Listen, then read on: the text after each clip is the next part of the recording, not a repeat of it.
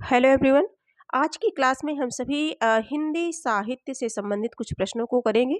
यदि आप UP TGT PGT Bihar शिक्षक भर्ती तैयारी 4.0 यूजीसी नेट जेआरएफ और यूपी टेट एसटेट इत्यादि की तैयारी में संलग्न है तो ये क्लास आपके लिए बहुत ही उपयोगी सिद्ध होगी। और आज की क्लास में हम सभी हिंदी साहित्य आधुनिक काल प्रैक्टिस सेट द्विवेदी युग जो है करेंगे, है ना। द्विवेदी युग के प्रश्नों को करेंगे, जैसा कि द्विवेदी युग अपने आप में बहुत ही महत्वपूर्ण है और यहाँ से प्रश्न बनते ही बनते हैं। प्रत्येक परीक्षा में जिनमें हिंदी से प्रश्न बनते हैं वहाँ उसमें इसमें यहाँ इस टॉपिक से प्रश्न बनते ही हैं। तो देखते हैं आज की क्लास में हम सभी हमारा जो पहला प्रश्न है। पहला प्रश्न है, द्विवेदी युग का समय काल माना जाता है। चार ऑप्शन है हमारे समक्ष। द्विवेदी युग का समय काल माना जाता है। ऑप्शन एक है 1850 से 1900, बी है 1900 से 1920, सी है 1920 से 1940 और डी है 1940 से 1960। अब हम देखेंगे कि द्विवेदी युग का समय काल पूछा जा रहा है ना। तो थोड़ा सा हम यहाँ ध्यान देंगे। देखिए, जो हमारा आधुनिक काल है, जो आधुनिक काल है, आधुनिक काल है ना। तो आधुनिक काल को मुख्यतः कितने भागों में बांटा गया है? 6 भागों में बांटा गया है। कितने भागों में? 6 भागों में बांटा गया है। सभी परिचित हैं इससे, लेकिन एक बार प्रश्न के माध्यम से पुनः रिवीजन कर लेते हैं कि जो हमारा आधुनिक काल है इसे 6 भागों में बांटा गया है। और जिनमें यदि हम बात करें, हमारा जो पहला है वो है भारतेंदु युग। पहला क्या है? भारतेंदु युग। ठीक है, भारतेंदु युग है, जिसे हम पुनर्जागरण काल के नाम से भी जानते हैं और जिसका समय है 1843 से 1900। 1843 से 1900। यहाँ हम देखते हैं 1843, 43 से 1900। ठीक है, ये है भारतेंदु युग हमारा। ठीक है, ये भारतेंदु युग है। और दूसरा है हमारा द्विवेदी युग, जिसे सुधार काल के नाम से जागरण सुधार काल के नाम से भी जानते हैं द्विवेदी युग को। और इसका जो समय है ये 1900 से लेकर के 1920। 1920। और जो तीसरा है छायावादी, ये 1920 से लेकर के 1936, है ना। और छायावाद के बाद जो हमारा आता है प्रगतिवाद आता है, तो 1936 से लेकर के 1943 तक ये हमारा प्रगतिवाद है। और 1943 से लेकर के 53 तक जो है प्रयोगवाद। और 1953 से अब तक नई कविता, जिसे नवलेखन काल के भी नाम से जाना जाता है। तो शायद आपको आंसर मिल गया होगा। 1843 से लेकर के 1900 भारतेंदु युग, 1900 से लेकर के 1920 तक हमारा द्विवेदी युग। तो हमारे किस ऑप्शन में 1900 से लेकर के 1920 है, हम देखेंगे। 1900 से 1920 तक, यानी कि करेक्ट आंसर हमारा बी हो जाएगा। ठीक है, हम लोगों ने देखा कि आधुनिक काल को 6 भागों में बांटा गया है। भारतेंदु युग, द्विवेदी युग, छायावादी युग, प्रगतिवादी, प्रयोगवादी, नई कविता। और इनके समय को भी हम लोगों ने देखा। तो इस प्रकार से ये जो है कंठस्थ हो गया होगा, यानी कि याद कर लिए होंगे आप सभी। तो 1900 से 1920 तक हमारा सही है। अगले प्रश्न पर चलते हैं। प्रश्न संख्या 2 देखते हैं। द्विवेदी युग का नामकरण किसके नाम पर पड़ा? ऑप्शन है भारतेंदु हरिश्चंद्र, बी है महावीर प्रसाद द्विवेदी, सी है मैथिली शरण गुप्त, डी है रामधारी सिंह दिनकर। 4 ऑप्शन हमारे समक्ष है और हमें बताना द्विवेदी युग का जो नामकरण पड़ा वो किसके नाम पर पड़ा। ठीक है, तो जो द्विवेदी युग का नामकरण है वो किसके नाम पर? आचार्य महावीर प्रसाद द्विवेदी के नाम पर। आचार्य महावीर प्रसाद द्विवेदी, करेक्ट आंसर हमारा बी हो जाएगा। अगले प्रश्न पर चलेंगे। सरस्वती पत्रिका के प्रसिद्ध संपादक कौन थे? देखिए, ये बहुत ही महत्वपूर्ण पत्रिका है। यहाँ से प्रश्न प्रत्येक परीक्षा में पूछे जाते हैं। सरस्वती पत्रिका के प्रसिद्ध संपादक कौन थे? ऑप्शन ए है बालकृष्ण भट्ट, बी है महावीर प्रसाद द्विवेदी, सी है प्रताप नारायण मिश्र, डी है प्रेमचंद्र। ठीक है, तो प्रताप नारायण मिश्र तो होंगे नहीं, है ना, और प्रेमचंद्र भी नहीं है। आगे हम सभी देखते हैं, हमारा जो 2 ऑप्शन है बालकृष्ण भट्ट, महावीर प्रसाद द्विवेदी, इसी में से है हमारा। तो हमारा जो करेक्ट आंसर हो जाएगा वो क्या हो जाएगा? वो हो जाएगा महावीर प्रसाद द्विवेदी। क्या हो जाएगा? महावीर प्रसाद द्विवेदी किस पत्रिका के संपादक थे? सरस्वती पत्रिका के संपादक थे। देखिए, ये जो है 1903 से लेकर के 1920 तक थे और ये 1900 में पत्रिका इलाहाबाद से संपादित होती थी, जनवरी 1900 से। ठीक है, और हिंदी साहित्य की अत्यंत प्रभावशाली पत्रिका मानी जाती है ये। और 1903 से लेकर के 1920 तक कौन संपादक थे इसके? आचार्य महावीर प्रसाद द्विवेदी जी इसके संपादक थे। ठीक है, और इन्होंने जो है हिंदी गद्य और पद्य दोनों को एक व्यवस्थित रूप दिया और द्विवेदी युग की नींव भी मानी जाती है कि यह पत्रिका द्विवेदी युग की नींव है। ठीक है, और अगर वर्तमान में बात करें तो देवेंद्र शुक्ला के बाद जो है रविनंदन सिंह और अनुपम परिहार है। वर्तमान समय में कौन है? रवि जो है नंदन सिंह और अनुपम परिहार। ठीक है, तो आगे हम सभी चलते हैं। 3 नंबर के प्रश्नों को हम लोगों ने देखा। प्रश्न संख्या 4 देखेंगे। द्विवेदी युग की प्रमुख विशेषता क्या थी? द्विवेदी युग की प्रमुख विशेषता क्या थी?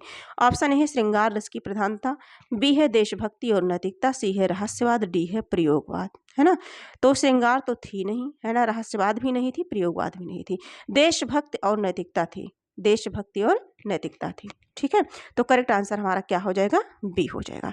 प्रश्न संख्या 5 देखेंगे। देखिए, हम सभी इस क्लास में हिंदी साहित्य से महत्वपूर्ण प्रश्नों को करते हैं और मात्र 10 प्रश्न करते हैं, है ना, 10 प्रश्न करते हैं प्रतिदिन और 10 प्रश्नों के माध्यम से जो भी महत्वपूर्ण तथ्य होते हैं उन सभी को हम सभी देखते हैं। बहुत अधिक टाइम ना लेते हुए कम समय में अधिक से अधिक जो है तथ्यों की जानकारी हम सभी इकट्ठा करते हैं और प्रश्न 10 करते हैं और देखते हैं कि 10 में हमारे कितने स्कोर आते हैं। ठीक है, तो आप लोग जरूर बताइएगा कि आपके कितने सही हुए।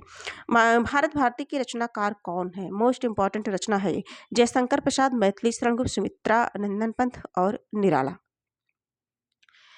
तो ये किसकी रचना है? भारत भारती। भारत भारती रचना किसकी है? मैथिली शरण गुप्त की है। किसकी है? मैथिली शरण गुप्त। तो हमारा करेक्ट आंसर क्या हो जाएगा? हमारा करेक्ट आंसर हो जाएगा बी। अब हम देख लेते हैं इससे संबंधित कुछ कि जो भारत भारती है इसका प्रकाशन कब हुआ था? तो 1912 में, है ना, और ये राष्ट्रवादी काव्य है। मैथिली शरण गुप्त की राष्ट्रवादी जो है काव्य है ये, और ये स्वतंत्रता संग्राम के दौरान भारतीयों में राष्ट्रीय चेतना जगाने के लिए की गई थी। मैथिली शरण गुप्त ने स्वतंत्रता संग्राम के दौरान जो है भारत भारती की रचना इसलिए की थी कि जो भारतीय हैं इनमें जो है राष्ट्रीय चेतना जगाने का महत्वपूर्ण कार्य रचना की थी। तो इसीलिए जो महात्मा गांधी हैं, जानते भी होंगे आप सभी कि महात्मा गांधी ने इन्हें राष्ट्र कवि की उपाधि दी थी इसी रचना पर, भारत भारती। और इसका प्रकाशन कब हुआ था? 1912 की रचना है ये। ठीक है, किसकी है? मैथिली शरण गुप्त की है। महात्मा गांधी ने क्या कहा? कौन सी उपाधि दी थी?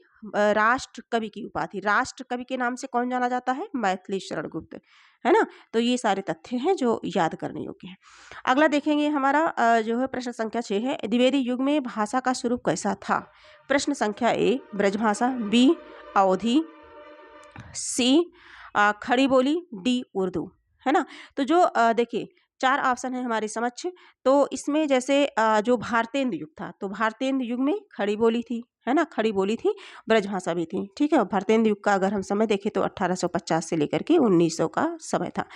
और आगे हम सभी देखेंगे। हाँ, तो इसमें लेकिन जो द्विवेदी युग था, द्विवेदी युग में खड़ी बोली की प्रधानता थी। किसकी थी? खड़ी बोली हिंदी की अधिक प्रधानता थी। ब्रजभाषा का भी ब्रजभाषा में भी पद्य लिखे जाते थे, लेकिन अगर प्रश्न के अकॉर्डिंग देखें तो हमारी खड़ी बोली है। अगले प्रश्न पर चलते हैं। प्रश्न संख्या 7 देखते हैं। साकेत के रचयिता कौन है? 4 ऑप्शन हमारे समक्ष दिए गए हैं और हमें इनका करेक्ट आंसर चूज करना है। साकेत के रचयिता कौन है? ऑप्शन है महावीर प्रसाद द्विवेदी, बी है मैथिली शरण गुप्त और डी है रामधारी सिंह सी है आराम से सी है रामधारी सिंह दिनकर और डी है जयशंकर प्रसाद। साकेत के रचयिता कौन है? शायद आप सभी आंसर दे पा रहे होंगे। प्रश्न संख्या 7 का करेक्ट आंसर क्या होगा? सबसे पहले हम देख लेते हैं कि जो साकेत है इसका जो समय है वो क्या है? 331 है। साकेत का जो समय है ये इसकी रचना कब की गई थी? 1931 में। और ये आधुनिक महाकाव्य है। कैसा है? आधुनिक महाकाव्य है। आधुनिक महाकाव्य की श्रेणी में आता है। कौन? साकेत महाकाव्य। ठीक है, और इसमें मेन तथ्य यह है कि यह जो है राम कथा में जो उपेक्षित पात्र है, उपेक्षित पात्र राम कथा में कौन है? उर्मिला है ना, जिनके विषय में किसी ने कुछ नहीं कहा। तो ये उन्होंने उर्मिला के जो है विरह वर्णन को, उनके नज़रिए को जो है साकेत के माध्यम से या साकेत की रचना में प्रस्तुत किया है। अब इसमें हम एक प्रश्न बनता है कि इसमें सर्गों की संख्या कितनी है? तो 12 है ना। समय क्या है? 1931। सर्गों की संख्या 12 है। आधुनिक महाकाव्य की श्रेणी में आता है और उर्मिला की विरह दशा का वर्णन इसमें किया गया है। और जैसा कि इसका कौन-सा सर्ग बहुत ही इम्पोर्टेंट है, तो 9वां सर्ग। कौन-सा सर्ग? 9वां सर्ग बहुत ही जो है इम्पोर्टेंट है विशेष करके क्योंकि वियोग वर्णन के लिए प्रसिद्ध है और उर्मिला मतलब उर्मिला के वियोग वर्णन के लिए प्रसिद्ध है। और किसकी रचना है ये? साकेत। साकेत मैथिली शरण गुप्त की रचना है। किसकी है? मैथिली शरण गुप्त की रचना है। अभी मैंने बताया साकेत के विषय में कि ये 1931 ईस्वी की रचना है और गुप्त जी की है, आधुनिक महाकाव्य है और राम कथा के उपेक्षित पात्र उर्मिला की वीरदशा का वर्णन है। इसमें 12 सर्ग हैं और 9वां सर्ग इसका बहुत ही इम्पोर्टेंट है। 9वें सर्ग में उर्मिला के विरह वियोग का वर्णन है। तो आज जो है प्रश्न संख्या 7 के माध्यम से इतने तथ्यों को हम लोगों ने देखा। प्रश्न संख्या 8 देखें, द्विवेदी युग को किस नाम से भी जाना जाता है? द्विवेदी युग को किस नाम से भी जाना जाता है ना? भक्ति काल, सुधार काल, छायावाद और रीतिकाल। जैसे आधुनिक काल को जो है आदिकाल को कई नामों से जाना जाता है, वीर काल और वीरगाथा काल, है ना? और इसी तरह से भक्ति काल को भी, रीति काल को भी। तो इसी तरह से जैसे द्विवेदी युग को भी जाना जाता है। जैसे भारतेंदु युग को पुनर्जागरण काल और द्विवेदी युग को किस नाम से जाना जाता है? ऑप्शन के अकॉर्डिंग अगर हम देखें तो हमारा करेक्ट आंसर क्या होगा? शायद आप सभी गेस कर पा रहे होंगे कि द्विवेदी युग को किस नाम से जाना जाता है? तो सुधार काल के नाम से जाना जाता है। जागरण, सुधार काल। आगे देखेंगे ऑप्शन में सुधार काल है तो सुधार काल ही होगा। प्रश्न संख्या 9, निम्न में से कौन द्विवेदी युग के कवि हैं? ऑप्शन ए है बिहारी, बी है सूरदास, सी है मैथिली शरण गुप्त और डी है कबीर। तो देखिए जो कबीरदास जी हैं इनके विषय में भी हम लोगों ने पढ़ लिया है ना? ये भक्ति काल के हैं। सूरदास जी भी भक्ति काल के हैं और ऊपर क्या था अभी? ऊपर था बिहारी तो रीति काल के हैं, हम लोगों ने पढ़ा है ना? तो आज की ये जो प्रश्न है, प्रश्न में हमारा करेक्ट आंसर क्या हो जाएगा? मैथिली शरण गुप्त हो जाएगा। क्या हो जाएगा? मैथिली शरण गुप्त। देखें द्विवेदी युग के कवियों के बारे में तो सबसे पहले आचार्य महावीर प्रसाद द्विवेदी, महावीर प्रसाद द्विवेदी हो गए। और कौन हो गए? मैथिली शरण गुप्त जी हो गए, मैथिली शरण गुप्त। ये सभी बहुत ही इंपॉर्टेंट है इनकी रचनाएं और सारी चीजें, ठीक है। और अयोध्या सिंह उपाध्याय, हरिऔध हो गए, हरिऔध, है ना? हरिऔध का पूरा नाम क्या है पूछा जाता है कभी कभी, है ना? यूपी टेट, एस्टेट इत्यादि प्रतियोगी परीक्षाओं में हरिऔध का पूरा नाम क्या है? तो अयोध्या सिंह उपाध्याय हरिऔध। और एक लेखक हैं जैसे श्रीधर पाठक भी हो गए, श्रीधर पाठक हो गए, श्रीधर पाठक हो गए।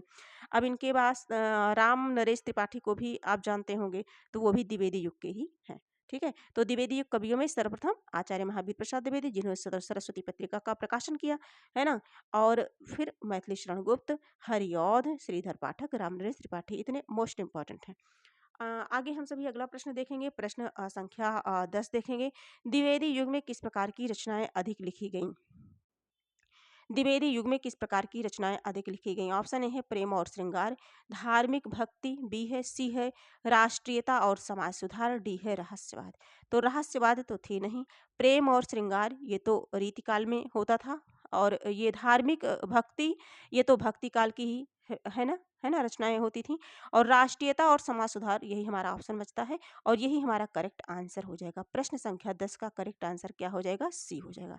तो साथियों मित्रों आज की क्लास में हम लोगों ने कितने प्रश्नों को देखा? हम लोगों ने 10 प्रश्नों को देखा। और किस काल के प्रश्नों को?